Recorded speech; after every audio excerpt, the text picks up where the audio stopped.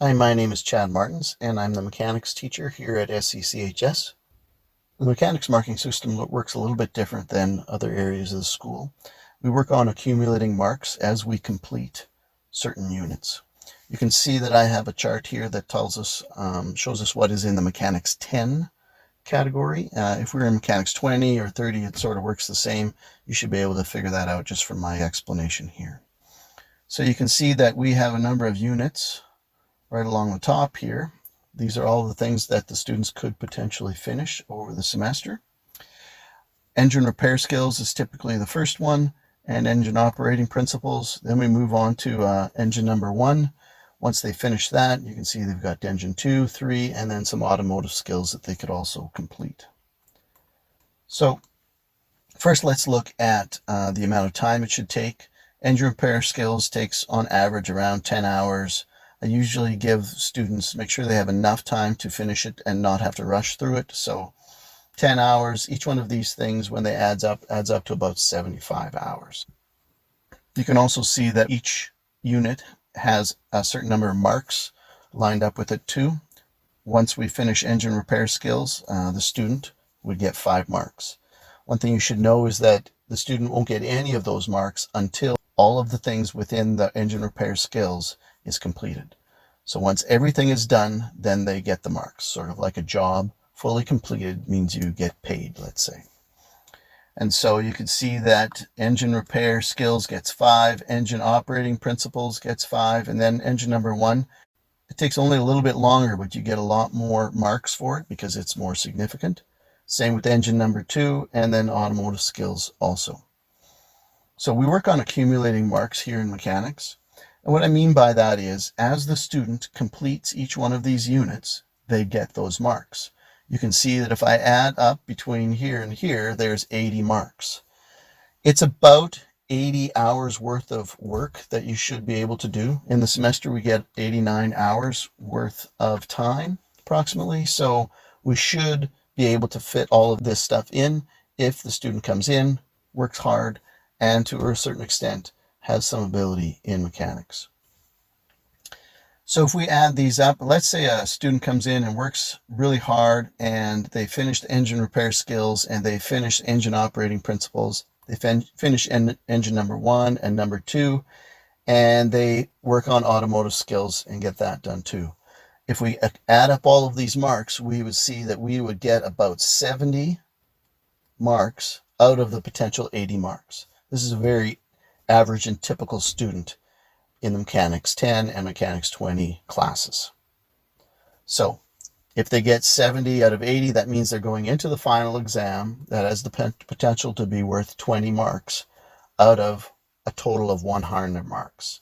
If they get 20 out of 20 on that final exam, they just add 20 marks to this mark right here, and that would give them 90 marks out of 100.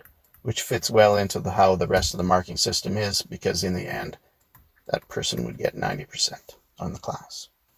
You accumulate as you go. If the student is working quickly and diligently and really trying hard and working to the best of their ability and giving me all the 60 minutes they can in a class, if they finish their engine repair in 10 hours, that means they'll get 2 marks that would go directly to their final exam. And they could do that with all of these. Let's say they did that with 3 of them. They worked really hard and got this done, and then they sort of stumbled on engine number 2. Maybe it just took them a little bit while longer. They couldn't get some stuff, and it took them more than 10 hours. So they didn't get number 2 there. Engine number 2, they never completed engine number 3, let's say, but they were able to finish with automotive skills and get that done on time. Therefore, 2, 4, 6, 8 marks would go towards the final exam before you even get there. So their final exam essentially would be out of 12, because 20 minus 8 is 12, and then they would already have 8 marks going towards that already. I do that as a bit of an incentive to keep working hard and diligently and try and get it done within the presumed time that they should be able to get it done in. If you're going to look further, you will see that this is what their mark book will look like.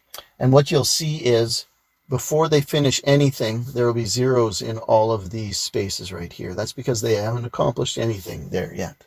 And as soon as they finish one, let's say the first one they do is engine repair skills, then it will read 100% in here. That means they have completed it. Then you can assume that they're going to get those 5 marks, and then the mark down here will say 5. This is important for parents to remember, because this doesn't mean 5%. That just means 5 out of a total of 80 marks have been accomplished at that point. At some point in the semester, probably around midterm, I will send an email home saying the average student in Mechanics 10 at this time has accumulated approximately 30 marks. So they may have finished engine repair skills, engine operating principles, and engine number 1. That would give them 20 plus 5 plus 5 is 30 marks. Later on, with about a month left, maybe I'll say the average student has now finished this one.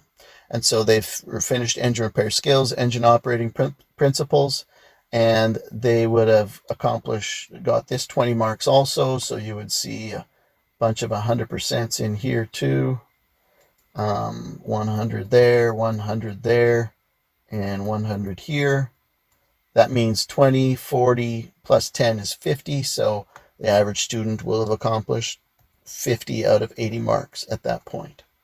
So don't look at this number and assume percent. I hope that helps.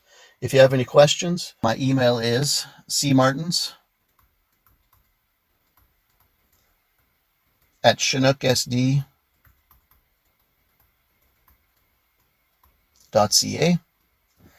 So if you want to just send me an email and just ask me any questions, I'll get back to you as quickly as possible. All right, thank you.